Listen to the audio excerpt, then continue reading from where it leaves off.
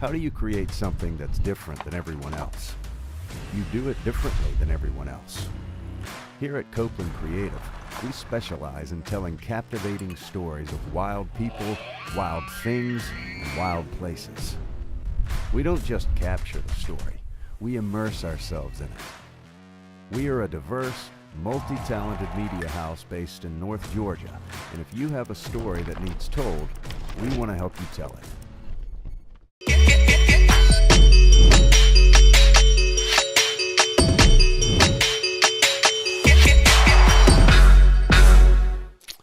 And we're here. We are rolling on pre-live. We just went live on YouTube. We haven't started the actual podcast yet, but we got a little treat. I was going to give everybody just a second to jump on the live, even though it is 10 o'clock on what's today, Thursday? Random Thursday? Yeah. Is it Thursday? It's Thursday. The days are running together.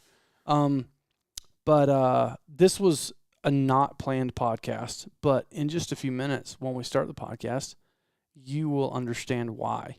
I'm not going to give it away yet. If you're the discerning eye and if you're watching or watching later on, you'll figure it out pretty quick if you've ever seen the podcast before. Not hard to pick out what's different. But at the same time, we're right in the middle of the podcast class, having a really good time. And the guy sitting beside me, Mr. Dustin Apple, AKA White River Rambo, surprised me with something today that I was not expecting. And it was by far the coolest thing I've ever gotten. So, all right, I think we're going to roll on the podcast now. And 3, 2, let's do it. The Redneck Tech Podcast is brought to you by Mike'sArchery.com. They're a one-stop shop for virtually everything archery, bow hunting, and for your next outdoor adventure. Mike's Archery has been at the top of the archery game for over 50 years, and they want to give listeners of the Redneck Tech Podcast 10% off their entire online store using the code REDNECK10, all one word. Just put the code in before you check out, and your boys will hook you up. The guys at Mike's have always been good to us, and now they can be good to you too. Visit Mike'sArchery.com and get your gear now. Right here. Yeah. You want it?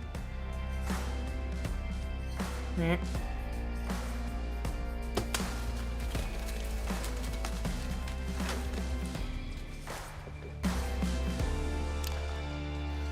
Episode 168. We are live in the very much improved Redneck Tech Podcast studio. So if you are one of the late night crowd like we are tonight, you are going to notice something in the frame. Hopefully you're watching it. If you're not watching now, you should go watch. Because if you're watching later on, this will still be up on the YouTube.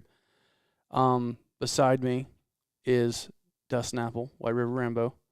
And we're going to get into the story of how we met in a second. But Dustin showed up today, unannounced.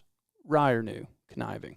Ryer knew that Dustin had this idea of showing up and making this incredible podcast table, or studio table, monstrosity of a table that she's big, she hefty, she big girl, for the podcast studio, because obviously he watched and saw that pitiful table we've been sitting behind, and this is not that table anymore. It is, first of all, didn't see it coming. Second of all, by far the coolest thing I've ever been given, and you can tell by looking at it, and you won't be able to tell just by viewing it, but like if you're watching this, and you should, there's a little pin right here in the middle with his logo on it. The whole center section of this table pulls out, flips over, and this table goes from like a semicircle shape to straight across. And it's like, what, 9? How many feet? 9 what? 9'2", 9'3". 9'2", 9'3". And the thought and the engineering, and obviously you see the aluminum welded legs. That's kind of his specialty, and that's what he does a lot of now is content creation for weld.com, which we're also going to get into in a minute. But like, I just wanted to talk about my new baby for just a second and take it all in. And I wish you guys had smell-o-vision, because this thing smells so good, this cedar, man. And like I asked Dustin, I said, how long is it going to smell like this? And he said, a long time. But if you want it to smell like that again, just like scratch underneath the table like a cat, and you can start smelling it again. It's the gift that keeps on giving. It really is.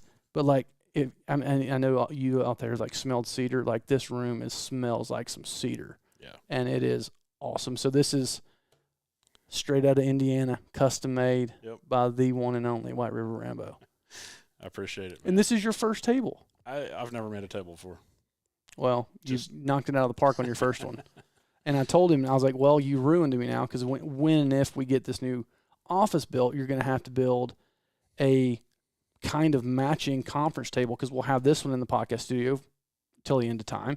And then we're going to build, if we ever get this new office built, we're going to build like probably a cool 10-person conference table, just a big rectangle table with something similar to this would just be awesome, and to tie it all together. I bet finding another piece of wood like this ain't going to be that easy, though. No, it won't be easy. No pressure or anything. Probably cost you. But, oh, I'm sure it will. But, hey, dude, it's anything is possible. Oh, yeah, for sure. So, but first of all, I've told you this a couple times, but I won't tell you again and publicly. Thank you. This was still head and shoulders the coolest thing I've ever gotten. Unexpected. And that just, like I talk about it all the time on the podcast, like people that have passion, you can look at this desk and tell that a passionate person spent a lot of time slaving over this wood and this aluminum. I mean, look at all the welds, just the welds. Holy crap. Like, and you pulled up and you opened the bed of the truck, and I just saw like this giant hunk of metal. So I know you will relate to this on an edit, okay? You will work your butt off on an edit, and then you will play it back. You're like, God, it sucks. I should have done this different. I should have done this different. I should have done this different. I can't look at this because just the slightest little imperfections that I know I'm better than, but a really cool idea turned into a really crunched effort. Oh, yeah, well, accompany that with an 8-hour drive to get here in a timely manner, and it works. Yeah, like it's good. And this is it's a wax top. I've never used wax before. Thank God for YouTube. And I think it works. You know, I wanted a rustic feel to the top to match the background. And being a videographer and stuff of that nature too, I wanted to make sure that we didn't overshoot it. And my wife Amy voted the complete opposite. She's like, "Oh, make it red and make it pop. You know how you can really do a cedar and brighten it up." I sure would have loved it either way, I'm sure. And I was like, I want to tone it down. I want it to be a functional piece, but I want to keep it toned. You know. So. Well, it's, I mean, just the engineering into like the table's actually technically 2 tables, and the rough cut sides and the semicircle shape, and it literally is tailor made for this room. Like I wouldn't have wanted it any smaller. I wouldn't have wanted it any bigger. Did you get the dimensions of this room, or did you just guess? Did Ryer help you with dimensions? So I know you're a big guy. Naturally, yes. And I'm looking at Ryer. I know I've seen Ryer before, so I know what size he is, and I know Clay's not that big. Well, I was looking at the table, and I'm like, I'm betting that is like 6.5, 7 feet across there. Yeah, ish. And then I'm like, but there's 2 extra feet on that side and a foot extra on that side, and I bet he could get a wider lens if he needed one. Oh yeah, well that's something we need to do anyway. So yeah, this is what I decided. And pretty much the idea that I turmoiled over in my head for a few sleepless nights, it pretty much stuck true to fashion once the end product. I'm hearing a lot of similarities from a tough edit to this. There's a lot of parallels. I'm telling you. And you can't sleep. You're upset about it, and you're thinking, oh, what if I did this? And you think about all the things you would do differently now. Yeah. Yeah. Or I wish I'd have taken a little more time to do this, or to prepare, not kill myself. Because you said you put it in the truck last night at midnight. Yes. And then left at 5 o'clock. So you had a solid night's sleep. So the top itself and finding the right piece of wood was a big challenge. It was almost a month to the day to where I was, started looking from the time I got that piece of wood back to the house, and I'm like, damn, now it's only like 3.5 days till it starts. Perfect timing. I'm like, well, if I show up on day 3, it's no big deal. But I was texting Ryer. I was trying to get a production out of it. I'm like, dude, I'm like 5 miles down the road. Get your camera rolling, because when I show up, I want a reaction video. Oh, really? Yeah, he didn't do it. Come on, Ryer. You're killing me, dog. He's like, I don't know, just do whatever you want to do. He goes, just pull up and surprise him. All right. Well, you did. You I surprised the crap out of me. I just barely got my head in the tent, and I heard him go, well, there's Dustin Apple. I was like, damn it, I haven't even seen him yet. Yeah, no, I saw as you pull up, I'm like, I didn't know you were coming. I was like, I don't remember. Did he ask to come? And I'm sitting here thinking, he might have forgot. And I was like, I feel like a butthole right now because I don't remember. But, hey, he's here. But that's kind of what I wanted to get to, too, was like, you were one of the very first classes that I did when I started the Redneck Tech, and that would have been, what would we say, 2019? 2019. So you came to my production class in Franklin, Tennessee in 2019. That would have probably been my first or second class after I started Redneck Tech. I think you said it was your second. It might have been. I honestly, they're running together now. But the coolest part about that is, and this is kind of what makes me so happy. Obviously, I'm really happy about my table. But what's really makes me happy is now, and I'm not taking credit for this by any means, but now you get to actually create content for weld.com. You found a passion even outside of the custom boats and the hunting and the boat fishing, to where you found your calling in a niche, and now you're getting to chase and do what you wanted to do. It's a blessing for sure, Yeah. because I literally walk 35 feet out my back door and open up my small little barn, which is literally double the size of this room, and I start making content. Mm-hmm. I fire up the welder, I fire up whatever, and some of it's on social media, and some of it is deep intellectual talking about the processes of welding and creating, and then weld.com finds value in that, and we just launched a new app. You can get the Weld app. No matter what type of weld process you're looking for, whether it's aluminum or stainless or pipe or structure or whatever, you can join the Weld app. And I think right now there's like 18,000 welders all around the world who are on there every day. And that's pretty good for just starting out. Yeah. And so we have, of course, Weld has a YouTube channel too that's got like 900,000 subscribers. Jesus. But that's the free content.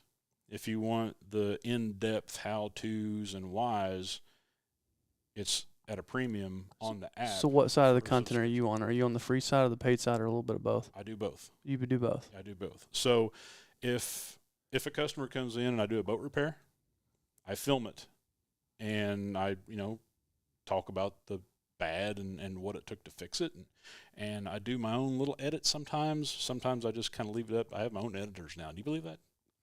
Stepping on up in the world. I like it.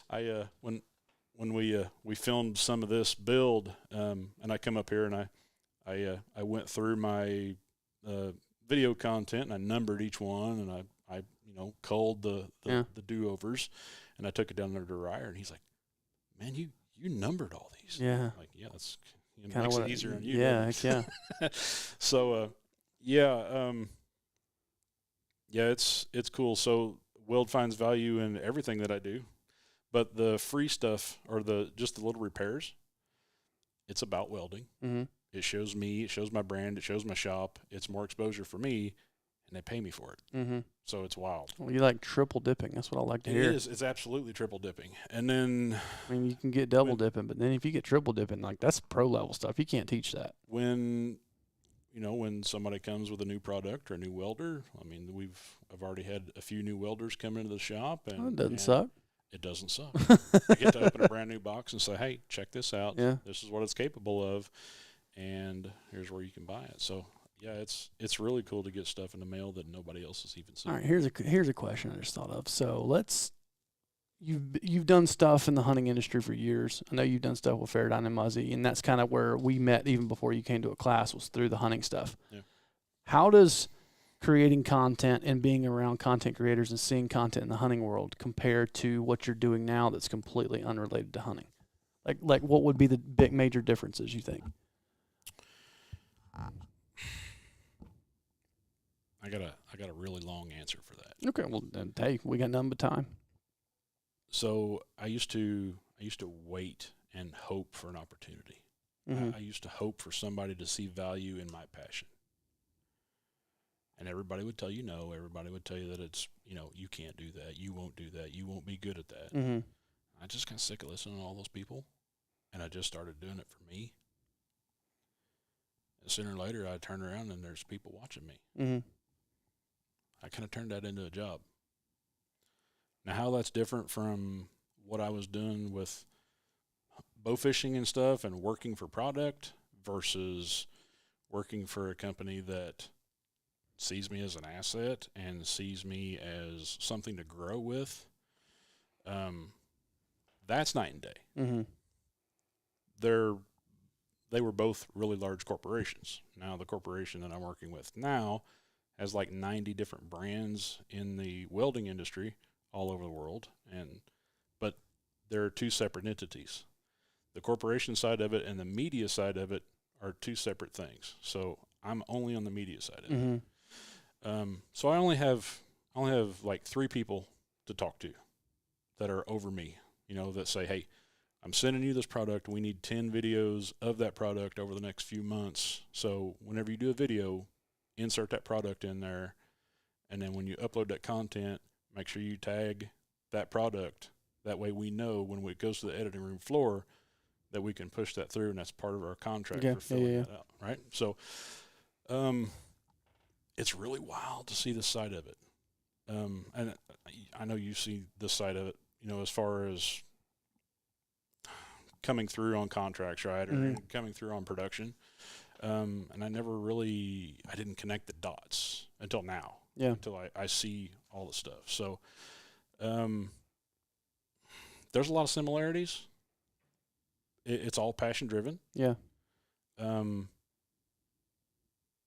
But now, I don't know. I get so much more out of it now. Yeah.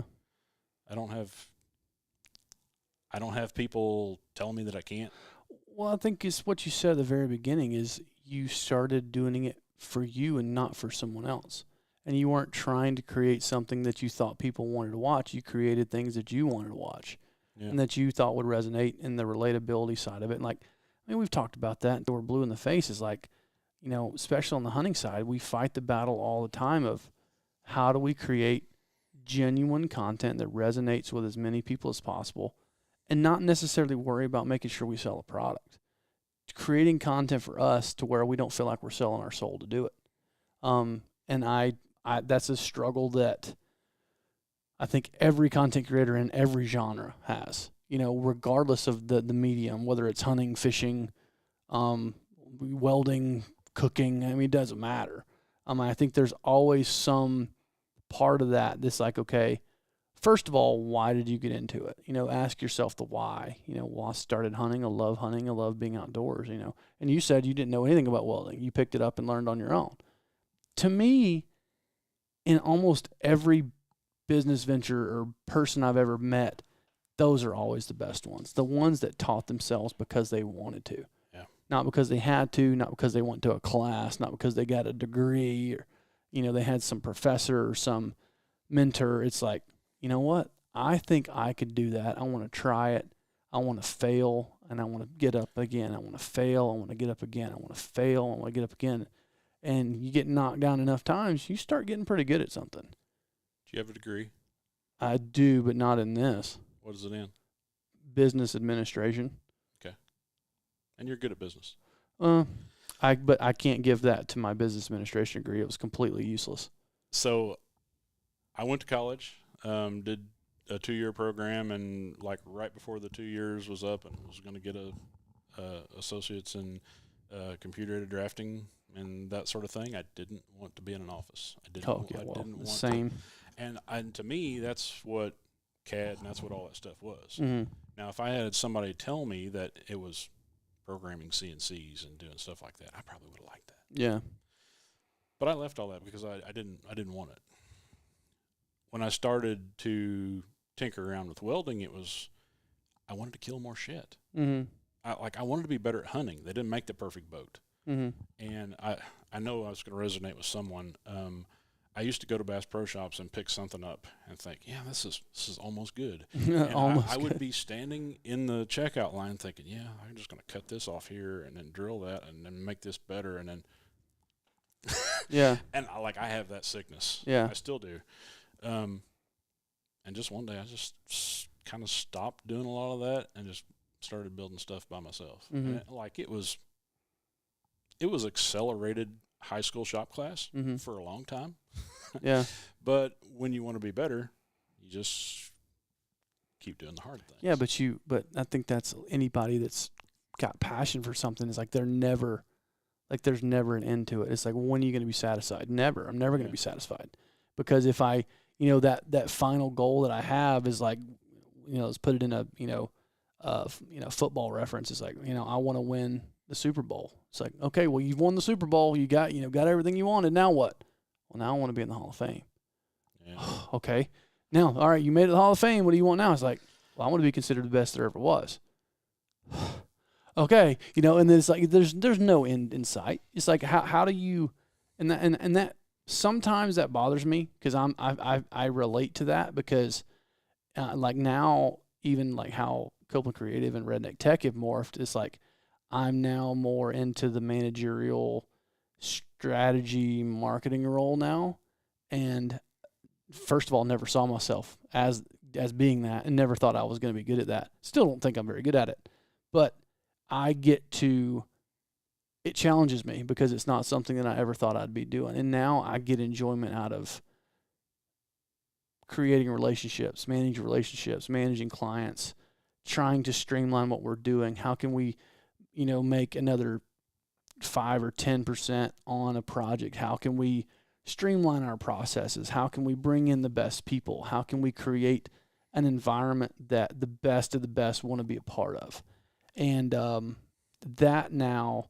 that creative side of what we do really gets me going now, where it used to be, and stories will always be at the center of what I want to do, and why I do what I do. But the way that just even this job has changed, which you ain't kidding.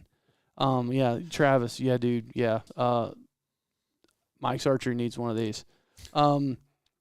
But, even how this job has changed over the years, and how it's just done things that I never saw it doing in this industry. I mean, you've seen it change too. Once you made the comment before we got on here about I've been doing this for 10 years, which offended me a little bit because I feel old now. But, it's just, it's a constant battle. It's a constant change. But that's like kind of like seeing you go from grinding in the hunting industry to getting fed up with, this is bullcrap. I want to do this for me, and then something like welding. How long have you, when did you take up welding? When did you build your first boat? So I picked up a camera. I just was talking to him about, I started that YouTube channel about midsummer of 2011. Okay. And like right before then, I was taking pictures and just posting on the thread. Well, the people before me that inspired me to work on my own boat, they did pictures. I'm like, I got to step it up. Mm-hmm. I got to start doing video. Mm-hmm. Had no idea what I was doing, and a lot of it was just, here's what I did today, and that was it. And some of my better builds was, later on, but I started enjoying the back and forth, and when I would learn something, I'm not near as organized as you are.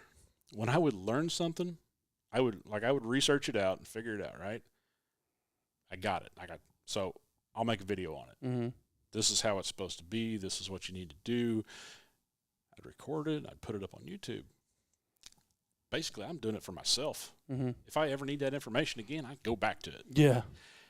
And I literally, that's how I started doing that. And I got a lot of people following me because I was passionate about it and I was a little knowledgeable. I'm not going to say that I was very knowledgeable about some things because there's a lot of those videos I'd like to go back and redo. Yeah, same.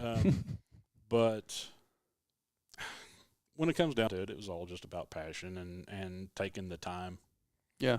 And finding where you fit in. You know, I think that's the hardest thing for a lot of people is they want to be a Michael Waddell. They want to be, this. But there's only one Michael Waddell. There's only one Tiffany Lakoski. And it's like you found a way to be yourself and to chase your passion. And, I tried to do the same thing. And I just everything, like lately, I feel like everything in my life and everything in this business is like everything keeps pointing back to passion and stories. Yeah. And like, how do you take those two things and bottle them up and give them to someone else?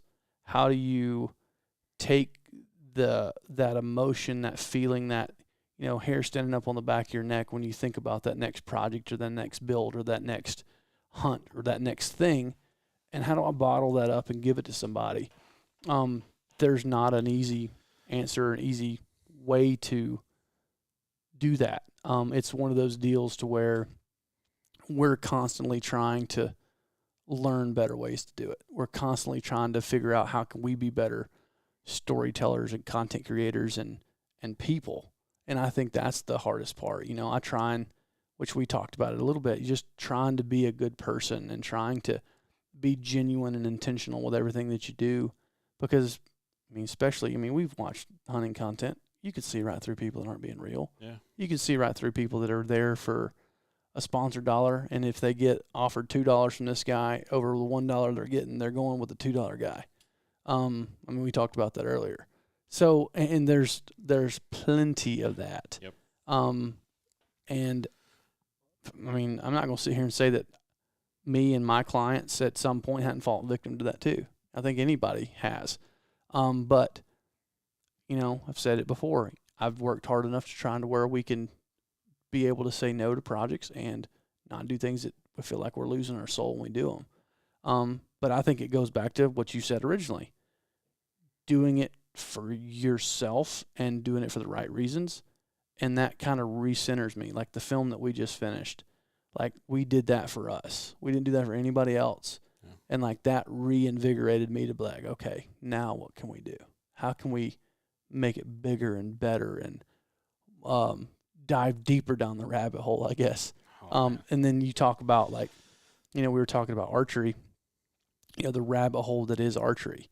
And then you talk about the rabbit hole that is storytelling and content creation, the rabbit hole that is creating a custom boat or a custom table from scratch.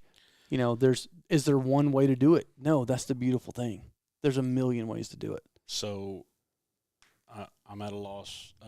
Travis's buddy downstairs that's watching your kids from time to time. Oh, Derek? Derek. Yeah. Thank you. We were talking earlier how he specifically focuses in and helps people with their social medias. And I was talking about how I am multi-directional. Okay, there's no two ways about it. I may talk about electrical wiring one day. Yeah. I may talk about the next video camera I bought the next, and then talk about welding the next day, and then he's like, you just need to start multiple accounts. Just like my TikTok there, I had one of my archery followers say, man, we need to talk about some archery. That's great, man. Mm-hmm. It's February. I'll get around to it. I'll get around to it. It's but and maybe I'm missing out. So I still struggle. One of the first times you and I met on the ATA floor, I really struggled about like the platform that I wanted to stand on, because I wanted to be that guy in the hunting industry. I wanted to be that guy in front of the camera. Mm-hmm. But I didn't have anybody behind the camera to put me in front of it. Mm-hmm. And so I started paying attention to production and all those things. And sooner or later, I started being that talking head, okay, just about information. Well, I got decent at that, right? Mhm. I can share information, but so how do you build on that? And I struggle with that. Like, I've been to like 7 ATA shows, and I hand people my card, and I say, hey, look, this is what I do. I mean, YouTube, I got all these followers, I do all this stuff, and I tell people about product. If you want to work with me, let's work with me. Mhm. I have never had an email. Yeah. Not a single time. I mean, this industry is something else. I think, but you know, I wish I had an explanation. I wish I had an explanation for things that I've seen and been asked about. I could go into some reasons I think, and they're not reasons that we can nicely, politely say on this podcast. Mm-hmm. I think everybody kind of gets what we're going with is we're the wrong sex. That's probably part of it. Which that's a whole nother conversation for a whole nother day. And there's nothing wrong with, and I'm all about getting anybody I can involved in the outdoors for the right reasons and telling the story the right way and promoting products the right way. But I've got a face for radio. yeah, well, so do I. That's why I'm behind the camera. What do you want to learn from this face? Yeah. You're not going to watch it very long. But at the same time, there's also a relatability side to that, and that's what I always tell. Like, I think that's why, people like Chuck. I mean, Yeah. Chuck's not a good looking dude, but Chuck's a guy. Everybody knows a Chuck. Everybody's got a Chuck in their life. There's a relatability factor to that, and I think that there's, I think in the hunting world, there's so much competition, and there's so many people that are willing to work for free. And that really dilutes it for a lot of other people.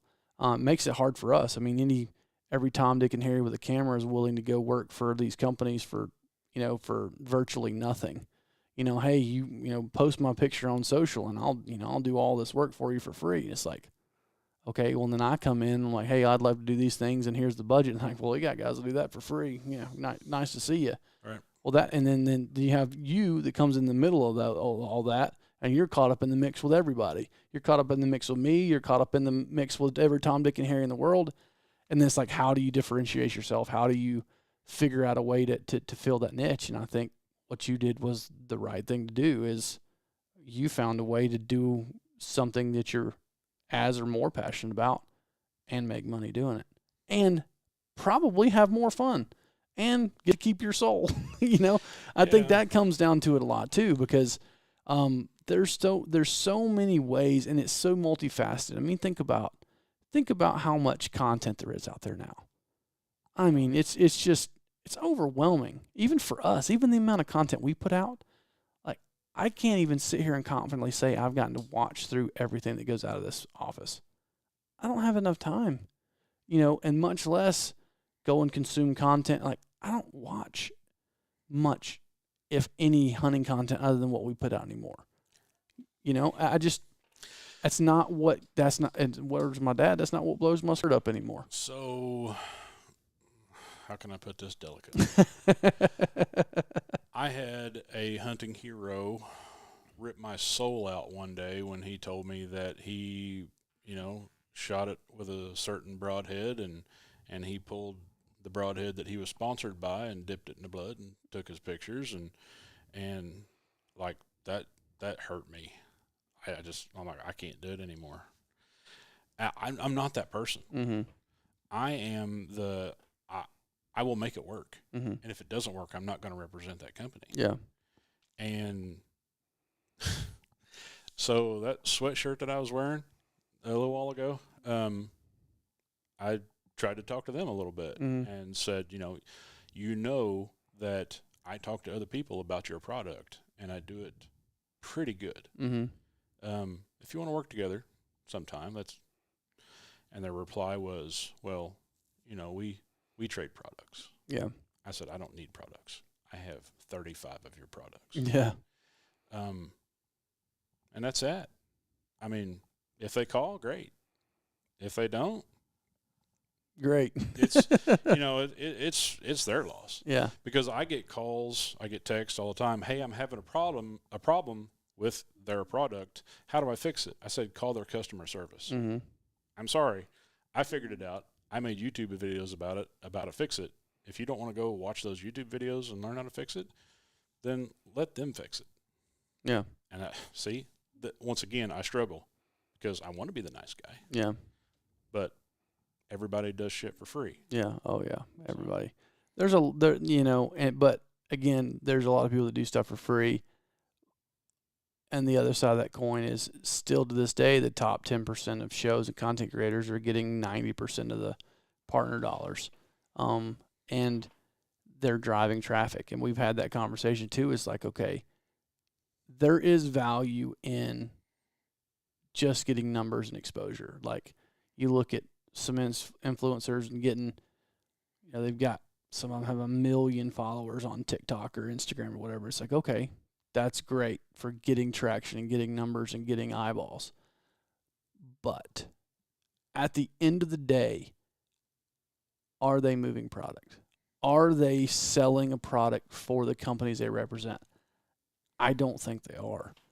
Because, which we've had this conversation, is we've gotten away from subject matter experts. We've gotten away from the people that are getting it done on a consistent basis on every facet of hunting and fishing and archery and everything in between.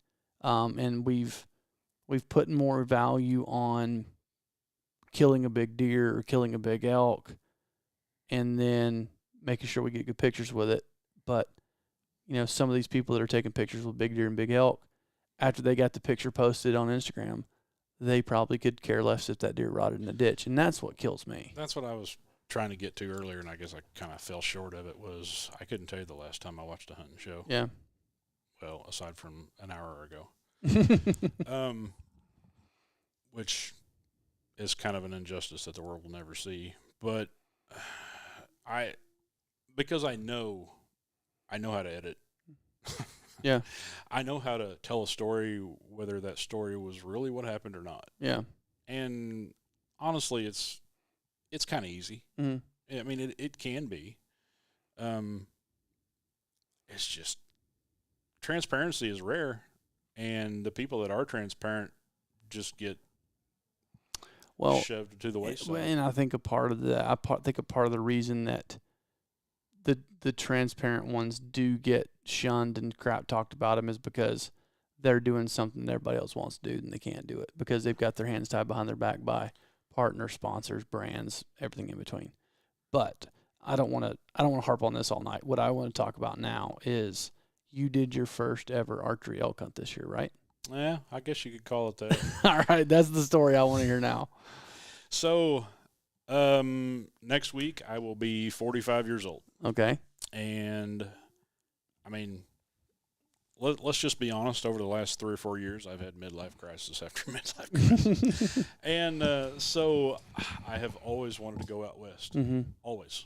And, aside from turkey hunting and stuff, I have. But I just got tired of waiting. Mm-hmm. And I was hitting the TikTok pretty hard, and I literally asked 35,000 followers who wanted to go on an elk hunt.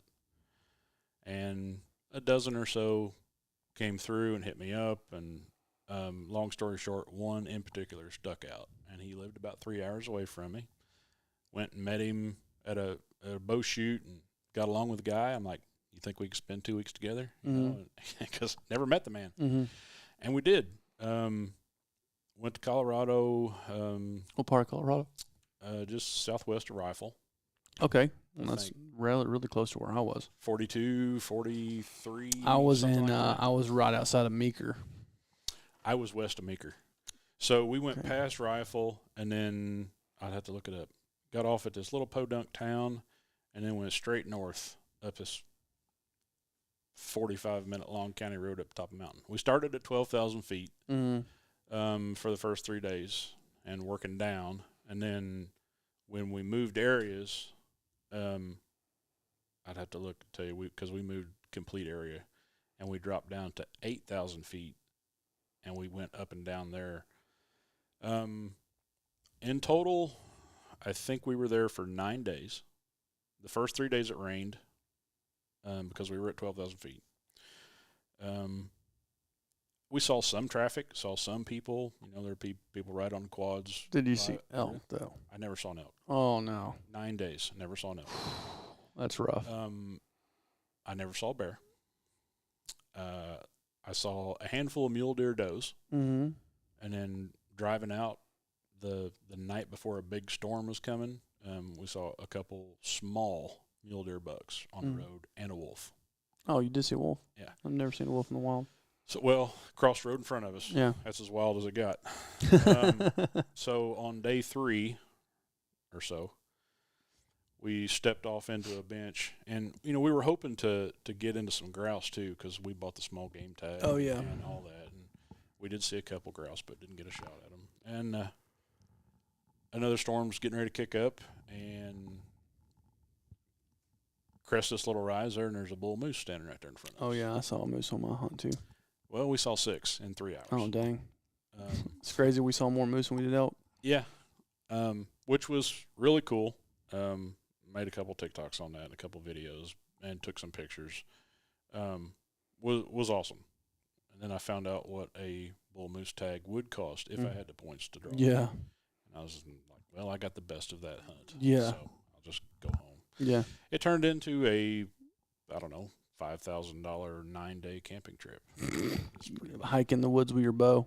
hiking in with a bow.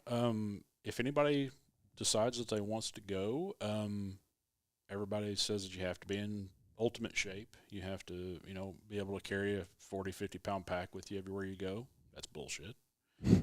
All you have to do is put one foot in front of the other and not stop. And if you do need to stop, just take a break. The first place we went to had a lot of blowdowns. So Oh, we were yeah, that's stepping over. miserable. Oh, it was terrible. But and that area we were averaging 5-6 miles a day, just kind of not really putting in a lot. Did you get on any bulls bugling at all? Did you hear anything bugling? No, not Really? not for sure.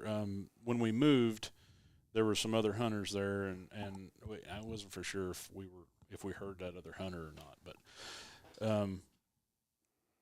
and then when we moved areas, we were able to put some miles in, Mm-hmm. and like I think the last day we put 12 miles in. What about any sign? You see any sign? Any raking? Any wallows? Anything like that? I saw a lot of big bear sign. Oh, really? I saw big bear tracks. Did you have a bear tag? Did have a bear tag. Okay, so you were loaded for bear. You were I literally spent- ready for anything. I spent $1,000. Yeah. I think it was a 7 or I don't remember now. I think $750 or something for the over-the-counter elk tag. 7 something, yeah. $108 for the bear tag, and then $86 for the small game. I caught a little cutthroat trout. Yeah. That was See, I did not buy a bear tag on my elk hunt this year, and we saw a mongo bear. I mean, a big one. I couldn't have shot him if I wanted to. It's too far. But I think he got, which you might as well have been standing in the backyard looking at a bull elk in the football field across the road, because that's like what I felt like. Because we were in bulls, bugling off the property, and like you couldn't, and there was nothing you could do about it. It would almost been better to not have heard anything than Right. to have one screaming at you and there's nothing you can do about it. And you can't call him up there. He's not going to move. Because he knows. It's like, how do they know? We did see, we heard several bugling. We did get on some one day. We got relatively close, but they were, again, off the property that we could hunt. And it was just really, really frustrating. Oh, Glenwood Springs. Okay. Yeah, where were we at? I'm trying to see if I rove. Yeah, we were. Where's Meeker from there? I'm looking at it. For those of you listening, I'm I looking think at it's a. west of there. Yeah. But it Oh, yeah, like- y'all hammered that section, didn't you? yeah, Jesus. buddy. It was a cool time. I mean, What time? What were the dates you guys were there? Oh, September 10th through the something maybe. 10th through the something. Yeah. Second and third week, I think. Okay. Trying to find. Um, Oh, there's okay. So we were a little bit north of you then. Okay, because we hunted a lot of times. We were north of Meeker. Like we would leave Meeker and go north, like all the way up in here. so,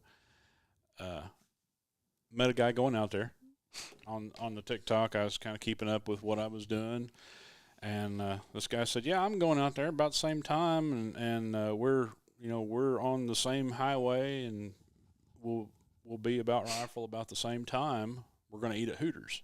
Nice. And I'm like, really? So I Google it to see how far. Met that guy at Hooters, and he was hooking up with some of the unguided guys. Nice. And so it's a really small world, right? Mhm. So, yeah. Yeah.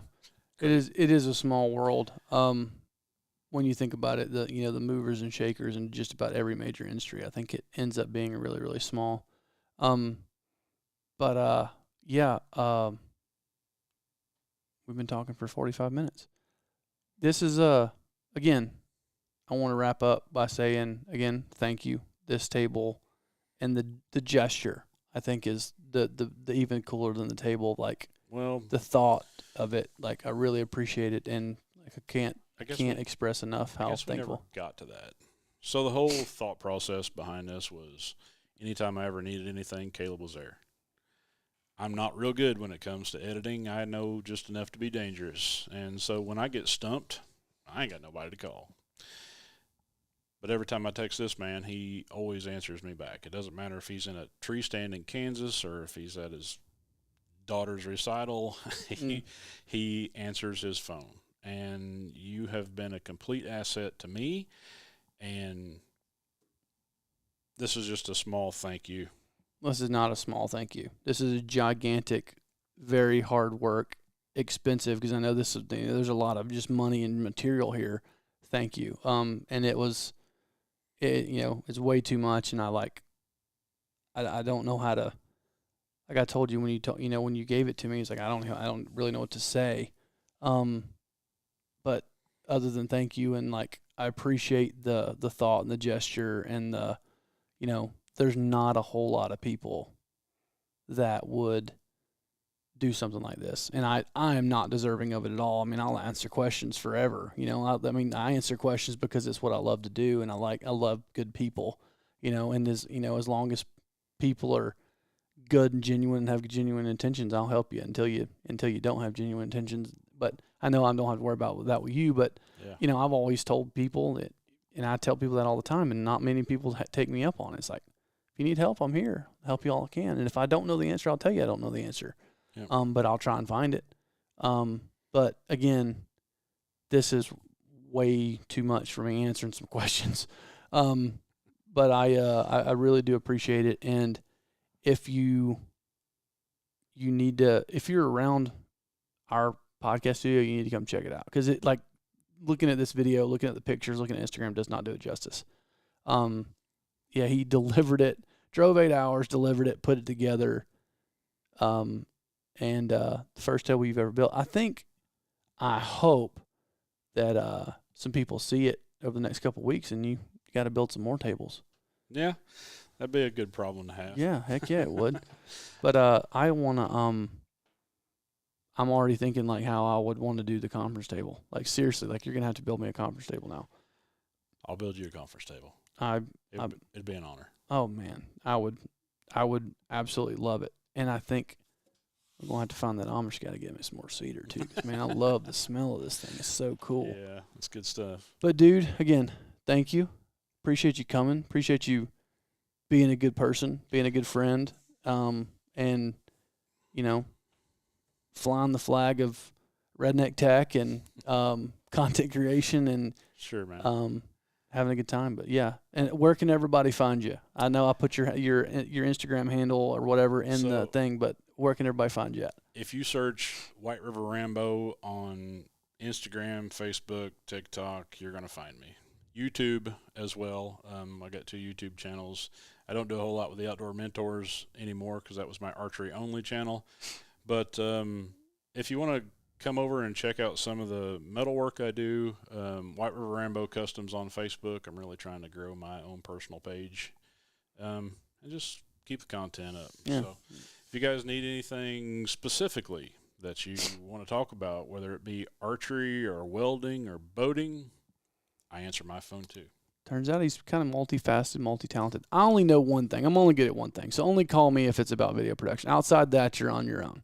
You'll have to call Dustin for other stuff, because I don't know how to do anything else. I can make good-looking kids, and I can do videos. But outside that, I'm pretty much useless. This has really been an honor to be on this podcast. I've been on a bow fishing podcast. I've been on a deer hunting podcast. I've been on a welding podcast, and now I'm on a creative Yeah, podcast. you're all over the place. I- You're a only renaissance man. Only thing left is automotive. I don't care to wrench on cars. So. Oh, well, that's cool. Well, thanks, dude. And you, like I told you earlier, you're welcome here anytime. Only thing I suggest is making sure if you text me, make sure somebody's here because we're not always here.